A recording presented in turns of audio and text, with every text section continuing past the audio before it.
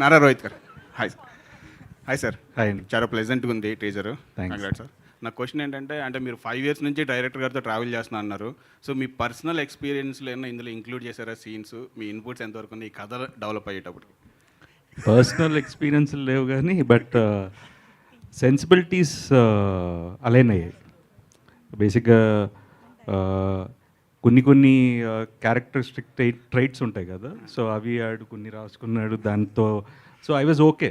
అంటే I don't, నేను బాణం అనే సినిమా నేను 24 అప్పుడు నేను చేశాను. It is above my age actually.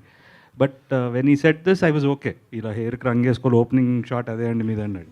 Okay fine, మామూలుగా కూడా వేసుకుంటున్నాం కదా, పర్లేదు అనుకున్నాను. అంటే కొంతమంది హీరోలు అనేటప్పటికి ఆ ఏజ్ని బయట పెట్టరు కదా, దాచుకుంటారు కదా, మీరు ఓపెన్గా. కాదండి, వికీపీడియా ఓపెన్ చేస్తే తెలిసిపోతుంది కదా. వెంకటేష్ గారు. అందులో తక్కువ వేస్తారంట కొంచెం వికీపీడియా. నాకు ఎక్కువ వేస్తారండి ఎవడో. వెంకీ గారు, వెంకీ గారు హియర్ అండి. చాలా బాగుందండి Yeah. టీజర్, చాలా బాగుంది. Thanks అండి. చూస్తున్నాను. Thank you so much. నాకు అంటే సుందరాకాండ్ అంటే టైటిల్ పెట్టడానికి కారణం ఏంటని అడుగుతుంది. ఎందుకంటే